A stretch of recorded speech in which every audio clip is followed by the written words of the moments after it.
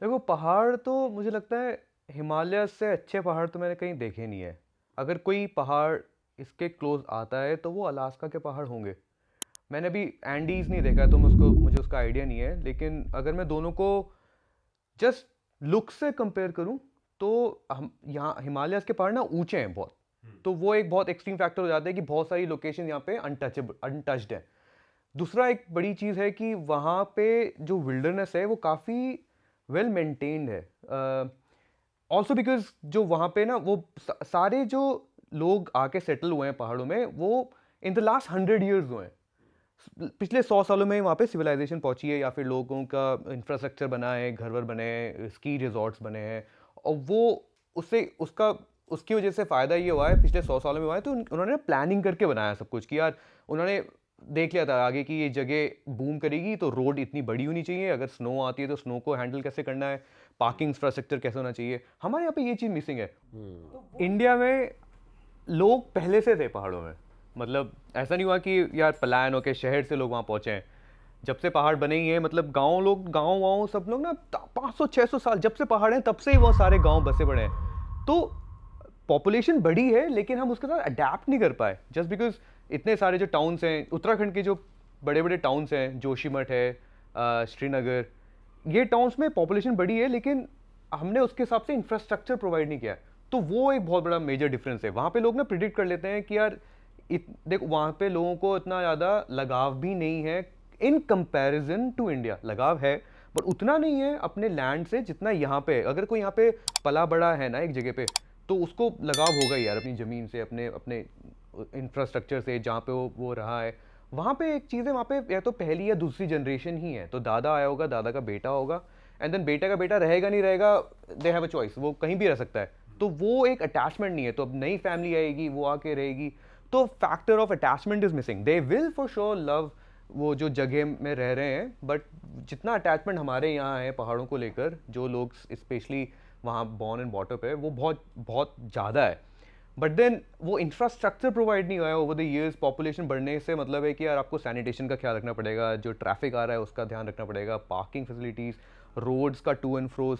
तो वो उसमें हम थोड़े थोड़े पीछे हो गए, you know. Apart from that कि यार जो जैसे जो रास्ते हैं पुराने, हमारे यहाँ तो बहुत साल पुराने रास्ते हैं, इतने पुराने कि यार जो ऐसा कहते हैं कि बद्रीनाथ से केदारनाथ एक पंडित पैदल जाता था, जो उसको बद्रीनाथ की भी आरती करनी होती थी, केदारनाथ की भी।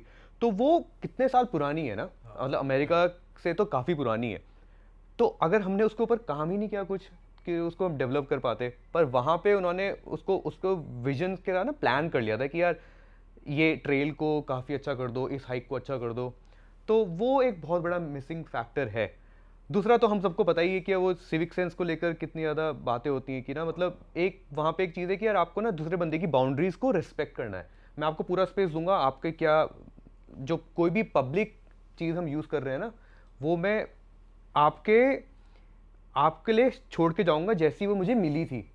पर यहाँ पे मैंने जब देखा है कि यार जैसे हम ऊपर गांव में ना कोई हाइक कंप्लीट करके नीचे आ रहे हैं, तो ऊपर वाले गांव में एक पानी की धार आ रही है, ठीक है, उस पानी की धार से सब लोग फीड करेंगे ना, नीचे वाले लोग, वही पानी नीचे आएगा शहर में।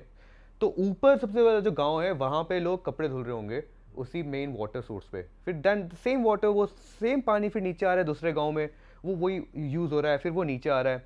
और फिर हमको पता है कि यार फिल्टरेशन जो प्रोसेस है वो नहीं है ना, तो वही पानी यूज़ कर रहे हैं। हाउएवर फिर लोग अपना, अब हर चीज़ सरकार पे भी डिपेंडेंट नहीं रहेंगे, तो हम लोग क्या करते हैं, फिर फिल्ट्रेशन प्रोसेस लगा लेते हैं, आरओज लगवा लिए अपने अपने घरों में।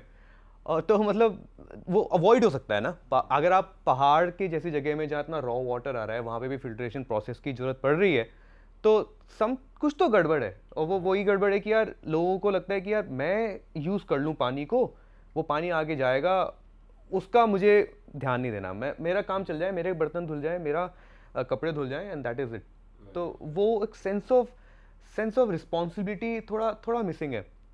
इंडियंस लैग बिहाइंड करते हैं इस चीज़ में, आप ये कह रहे हैं मतलब। हाँ मतलब ना हम लोग दो चीज़ें में कम हो रहे हैं कि यार एक तो दूसरों को स्पेस नहीं दे रहे हैं, रिस्पेक्ट नहीं दे रहे हैं, दूसरों के बारे में सोच नहीं रहे हैं, सिर्फ अपना ज़्यादा।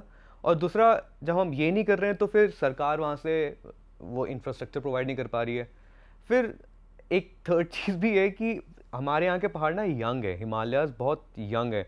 यंग से मतलब है कि अभी भी मूवमेंट चल रहा है, मतलब माउंट एवरेस्ट की हाइट अभी भी बढ़ रही है, टेक्टोनिक मूवमेंट्स अभी भी चल रही है। तो कभी इतनी सारी लैंडस्लाइड जो आती हैं बारिश होने पे, तो कोई भी डेवलपमेंट सस्टेनेबल नहीं रह पा रहा है। वहाँ पे कुछ चीज़ बना दी तो वो रहेगी भाई, अब वो 100 साल तक रहेगी, और वो बंदा अकाउंटेबल है जिसने वो चीज़ बनाई है। यहाँ पे अकाउंटेबिलिटी बहुत ज़्यादा मुझे लगता है मिसिंग है। अगर आपने किसी ने बनवा दी तो उसने बना दिया, वो उसका यही है कि यार ये थोड़ा अगली सरकार तक चल जाए।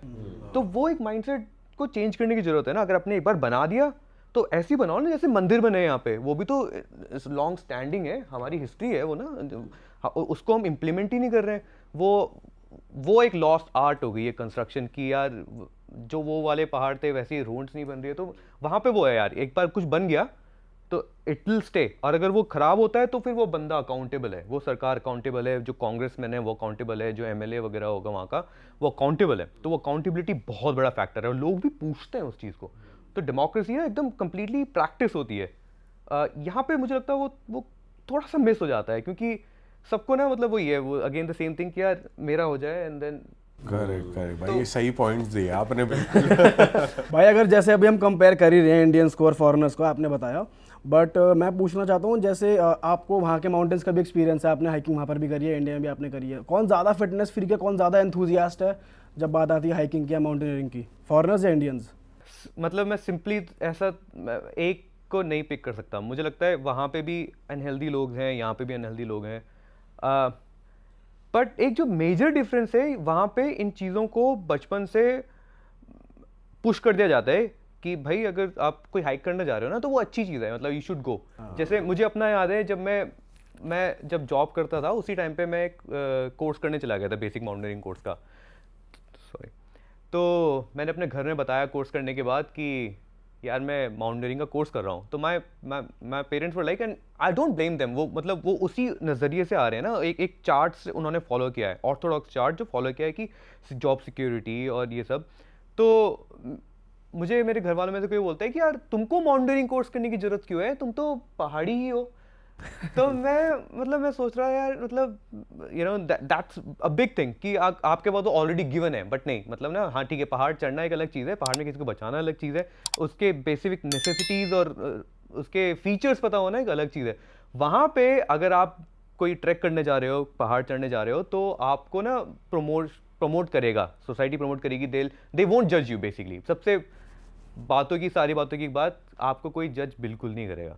तो you do your thing, judgment नहीं है, और लोग बल्कि खुश होंगे। कि अगर आप वहाँ पे रहकर, बाहर रहकर, अगर आप फिटनेस में नहीं हो या ऐसे हाइकिंग में नहीं हो तो आपको बोरिंग कंसिडर कर लिया जाएगा कि भाई ये कैसा आदमी है, ये तो अनपढ़, एक तरीके से इलिटरेट ही मान लेंगे। और यहाँ पर अगर आप कोई चटक चीज करते हो, आप पहाड़ चढ़ते हो या आप कुछ मतलब थोड़ी सी ऐसी चीज करते हो जो बेसिक से अलग है, वो पागल समझ लेते लोग कि भाई ये पागल वागल हो गया है, ये किस लाइन में जा रहा है। नहीं, सही बात कर रहे हो आप, नहीं टोटली ट्रू। वहाँ पे मतलब आपको सबसे पहले तो जज नहीं करेगा कोई। दूसरा जो आप बोल रहे थे ना कि जैसे यहाँ पे अभी मैं किसी अपने रिश्तेदार से मिलने गया, तो वो मुझे बोलते हैं वहाँ पे भी यही सब करते हो। तो यही सब करते हो क्योंकि उनके पास ना टर्म नहीं था टू डिफाइन कि मैं करता क्या हूँ एग्जैक्टली। तो वो यहाँ पे यही सब करते हो गया। अरे वाह, आपने ये वीडियो यहाँ तक देख ली भाई, तुमने हमारी मेहनत सफल कर दिया, तुम ही लोग हो असली रियल हिट। और अगर आपको बहुत मज़ा आ रहा है ऐसी क्लिप्स में, ऐसी वीडियोस में, तो फटाफट जाइए प्लेलिस्ट पे, बिंज वॉच कीजिए, सारी वीडियोस देख डालो और मौज काटो। That is it. हम मिलेंगे नए पॉडकास्ट में, नए क्लिप में। Till then bye bye, see you, take care, do subscribe.